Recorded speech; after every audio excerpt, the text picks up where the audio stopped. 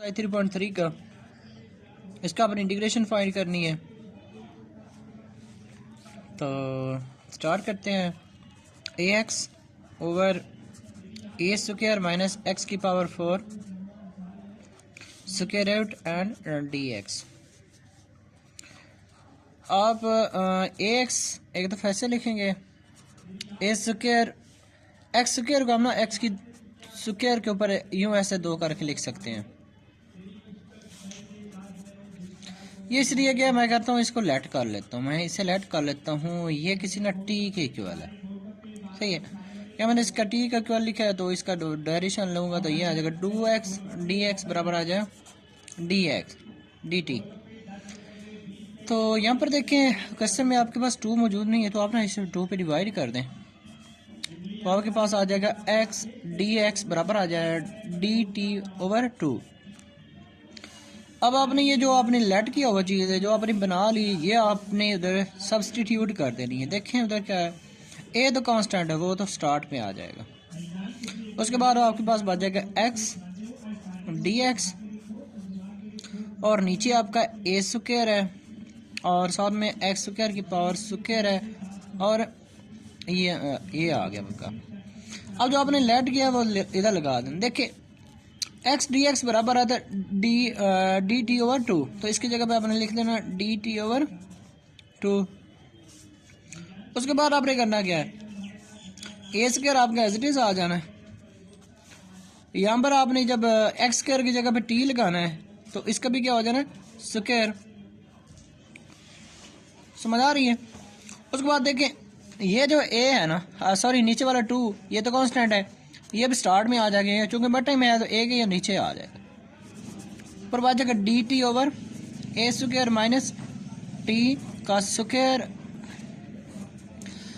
आपने एक फार्मूला पढ़ा हुआ है अगर बल्कि डेरिवेशन का कि साइन इनवर्स एक्स का एक तो डेरिवेशन ये आ रहा है ना 1 ओवर 1 माइनस एक्स स्क्वायर का स्क्वायर रूट। दूसरा इसका ये है अगर यहाँ पर फंक्शन का स्क्वायर आ जाए ना, यानी इंटीग्रल यहाँ पर कांस्टेंट का भी स्क्वायर हो फंक्शन का भी स्क्वायर हो, उसका जो स्क्वायर रूट का डेरिवेशन होता है इंटीग्रेशन होती है ना वो इक्वल टू होती है 1 ओवर ए यानी constant 1 over constant sine inverse function over constant. अब यहाँ पर आपका फंक्शन एक्स है कांस्टेंट ए है तो साइन इनवर्स एक्स ओवर ए लिख लेना है। यानी यहाँ पर देखिए तो आपके पास ए ओवर 2 एज इट इज आ रहा है, इसकी इंटीग्रेशन बन रही है 1 ओवर ए, साथ में आ रहा है sine inverse function over constant. तो फंक्शन आपका क्या है टी है, कांस्टेंट आपका क्या था ए है। उसके बाद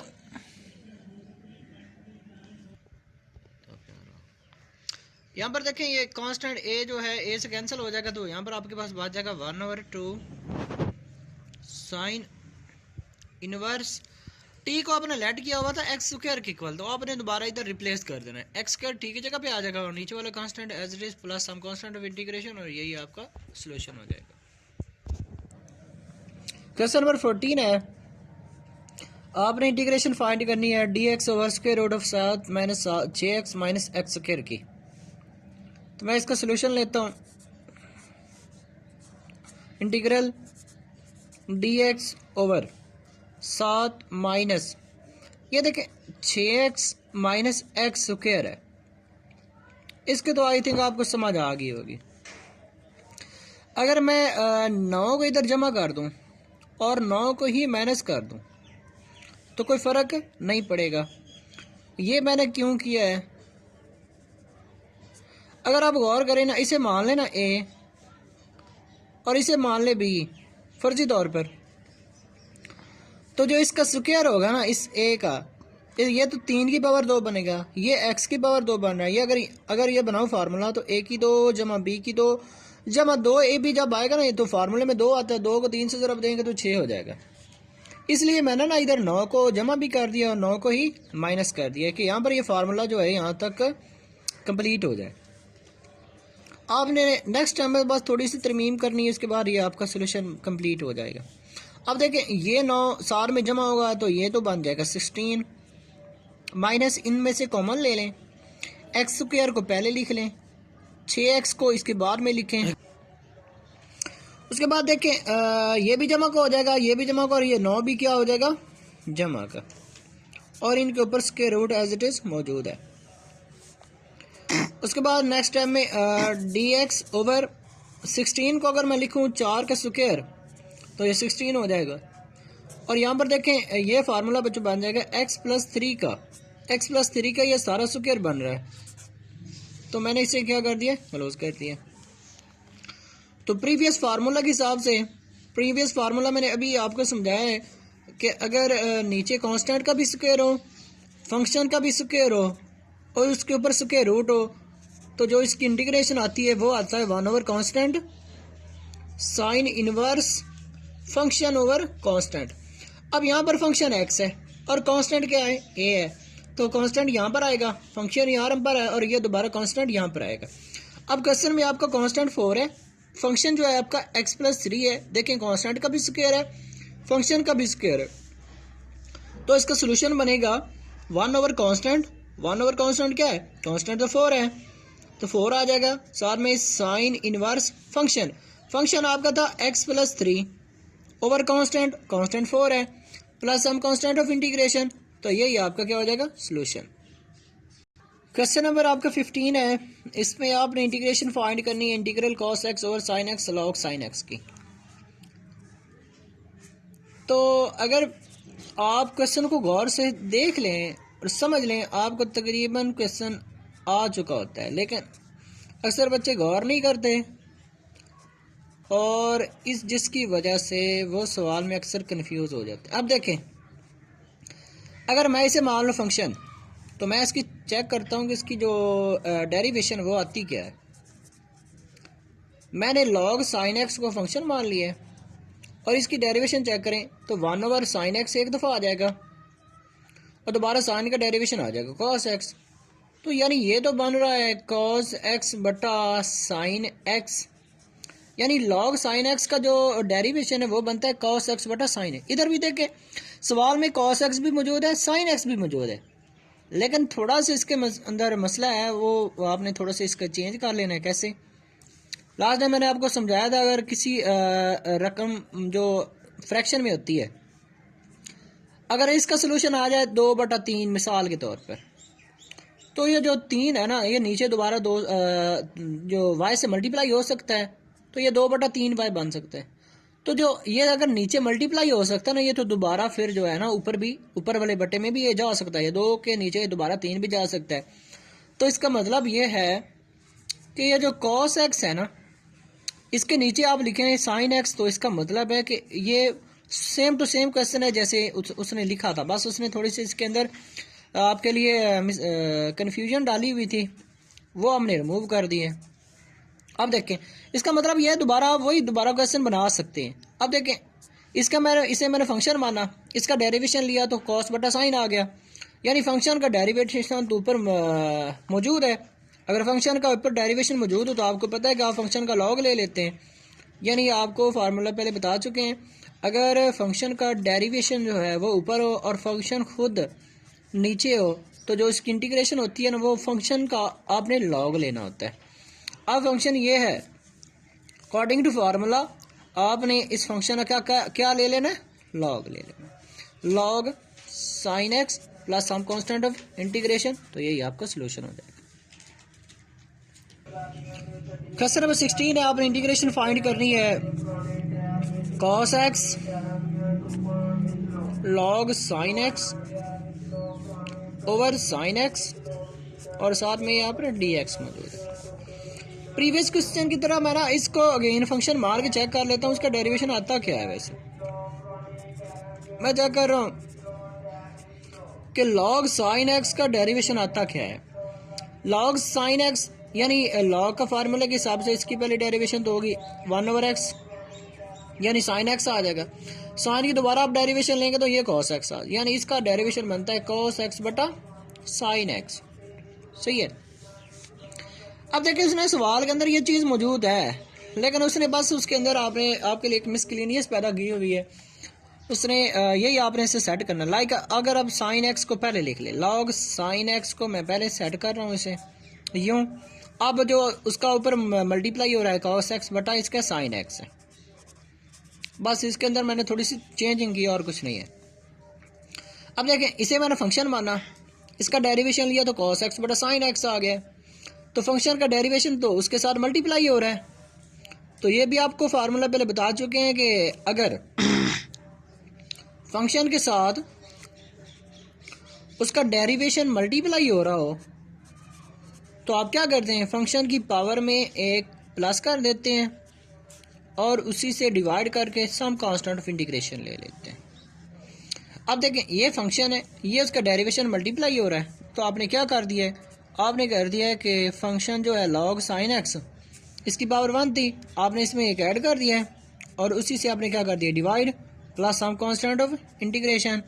तो आपका जवाब आ गया log sin x का यहाँ ऐसे स्क्वायर लिखना आपने और नीचे लिखना है 2 plus some constant of integration. Question number 17 है।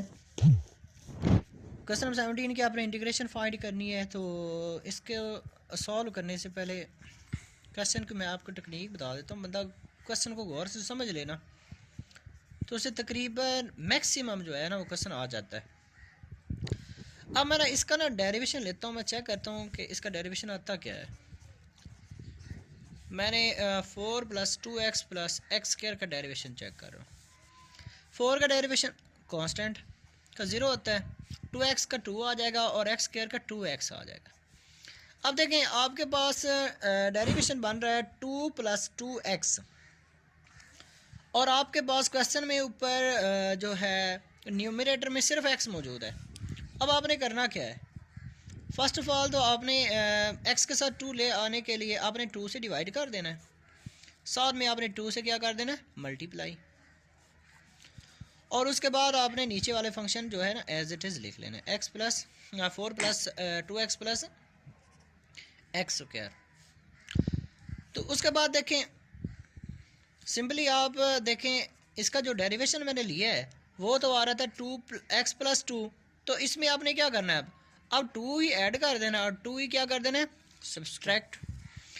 मैंने जब ऐड किया है ना तो मैंने इसे, चूँकि ये मेरा डेरिवेशन बन रहा है, मैंने एक दफ़ा इसके नीचे डिनोमिनेटर सारा ही लिख देना है, यानी 4 plus 2x plus x square को एक दफ़ा ऐसे लिख लेना है और एक दफ़ा ये जो 2 मैंने कांस्टेंट लिया था उसके नीचे मैंने लिख लेना है 4 plus 2x plus x square, और यहाँ इसका dx भी मैंने लिखा है।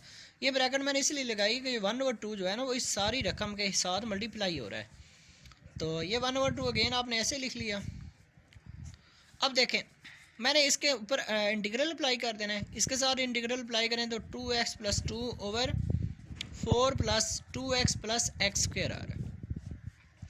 यहाँ पर मैंने इंटीग्रल अप्लाई कर दिया, integral 2 over 4 plus 2x plus x square, और इसके साथ भी ये dx आ रहा है। अब देखें, अकॉर्डिंग टू प्रीवियस फार्मूला अगर फंक्शन नीचे हो डेरिवेशन उसका ऊपर हो तो आप क्या करते हैं, फंक्शन का क्या ले लेते हैं, लॉग ले लेते हैं। मैंने इस फंक्शन का क्या ले लिया, लॉग। यहाँ तक तो ये सॉल्व हो गया। अब देखें, ये 2 तो कांस्टेंट था, इसे मैंने इंटीग्रल से पहले ले लिया है, ऊपर आपके पास बन गया 1, और इसके नीचे आप अगर इस डिनोमिनेटर की थोड़ी सी आप तरमीम कर लें, यानी 3 प्लस 1 कर लेना, तो फिर भी 4 ही बनता है, और बाकी ये 2x प्लस एक्स स्क्वायर भी एज इट इज़ लिख लें। ये बच्चों मैंने इसलिए किया है कि देखें, अब यहाँ से यहाँ तक तो ये फार्मूला कंप्लीट हो जाएगा, यानी इसे मैं a मान लूँ, इसे मैं b मान लूँ, तो ये a प्लस b का स्क्वायर बना है, यानी x प्लस 1 का स्क्वायर बन जाएगा।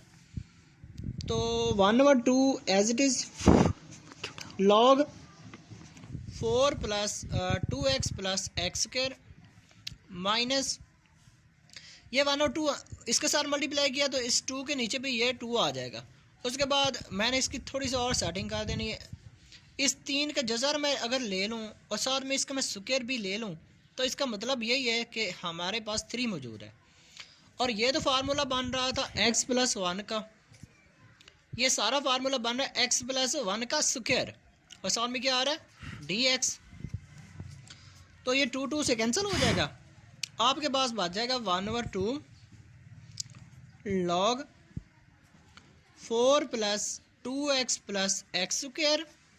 और साथ में अब देखें फार्मूला आपने टेन इनवर्स का पढ़ा हुआ है। टेन इनवर्स का फार्मूला ये है कि फंक्शन कांस्टेंट का स्क्वायर हो साथ में फंक्शन का स्क्वायर हो, तो उसका फार्मूला बनता है 1 over constant tan inverse x over constant.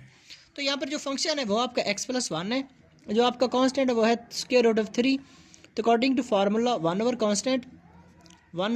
Constant tan inverse function over constant plus some constant of integration which is your required answer. Question number 18 है, आपने इसकी इंटीग्रेशन फाइंड करनी है। x ओवर x की 4 को मैं लिख रहा हूँ एक्स स्क्वायर की पावर्स 2, और ये बाकी जो है मैं एक दफ़ा एज इट इज़ लिख लेता हूँ। ये मैंने इसलिए लिखा है, यहाँ पर भी एक्स स्क्वायर आ रहा है, यहाँ पर भी एक्स स्क्वायर आ रहा है। मैंने इसे लेट कर लेता हूँ कि ये जो एक्स स्क्वायर है ना, ये तो मैं टी के इक्वल लिख लेता हूँ। आप कोई भी फंक्शन ले सकते हैं, या यू भी ले सकते हैं, वी भी ले सकते हैं। तो मैं टी ले रहा हूँ, इसका डेरिवेशन लेंगे तो ये आएगा 2x dx बराबर किसके आ जाएगा, dt के। अब देखें ऊपर x dx मौजूद है लेकिन साथ में 2 नहीं था, तो आप क्या करें 2 से डिवाइड कर दें, तो आपके पास बच जाएगा x dx बराबर आ जाएगा dt ओवर 2। अब ये जो सब्स्टिट्यूशन आपने कर ली है, यानी ये वाली और ये वाली, अब आपने इधर रिप्लेस कर देनी। इंटीग्रल ऊपर x dx की जगह तो आपने लिख देना dt ओवर 2, और नीचे जहाँ पर एक्स स्क्वायर है वहाँ पर आपने लिखा था t, तो इसका भी स्क्वायर हो जाएगा, यहाँ पर 2t प्लस 5 हो जाएगा। अब dt के ऊपर जो नीचे इसके 2 मौजूद है, आप ये कांस्टेंट इंटीग्रल से पहले लेकर आ जाएं, यहाँ पर बच जाएगा dt over T square plus 2t plus 5। अब इसकी ना थोड़ी सी आप चेंजिंग कर लें। चेंजिंग आपने कैसे करनी है, 1 ओवर 2 कांस्टेंट है इंटीग्रल dt ओवर, अब देखें अगर मैं इसे a मान लूँ ना, तो अगर मेरे पास 1 होता तो 1 को मैं b मान लूँ, यानी a square plus b square plus 2ab के हिसाब से ना 2 तो फार्मूले वाला है, a तो ये आ जाएगा, तो b आई थिंक 1 आना चाहिए। 2 को 1 से मल्टीप्लाई करें तो 2t आना चाहिए, यानी t square plus 2t plus 1 plus 4। तो देखें अब 1 over 2 as it is, dt भी एज इट इज़। ये फार्मूला बन रहा है किसका, t प्लस 1 का, और ये कांस्टेंट 2 है, इसका 4 का मैंने लिख सकता हूँ 2 का पावर स्क्वायर। इसके अंदर मैं थोड़ी सी और भी चेंजिंग कर सकता हूँ कि लाइक कैसे, मैं 2 स्क्वायर को पहले लेकर आ जाता हूँ और t प्लस 1 का जो स्क्वायर है ये मैं बाद में लिख लेता हूँ। सॉरी ये इधर नहीं आएगा। आपने एक फार्मूला पढ़ा हुआ है इंटीग्रल dt ओवर कांस्टेंट का स्क्वायर प्लस फंक्शन का स्क्वायर। इसका फार्मूला बनता है बच्चों 1 over constant tan inverse function over constant. उसके बाद देखिए आप, ये फार्मूला बन रहा था tan इनवर्स वाला, तो फार्मूले के हिसाब से 1 over constant tan inverse function over constant. अब 1 से मल्टीप्लाई हो जाएगा 1, 2 से मल्टीप्लाई होगा 4 हो जाएगा, tan inverse t plus 1 over 2 plus some constant of integration भी आपने लिखना है इधर 1 over 4 as it is tan inverse t को आपने लिखा हुआ था, यानी x स्क्वायर को आपने लिखा हुआ तो t, तो आपने इधर रिप्लेस कर देना, यानी x square plus 1 over 2 plus some constant of integration which is your required answer.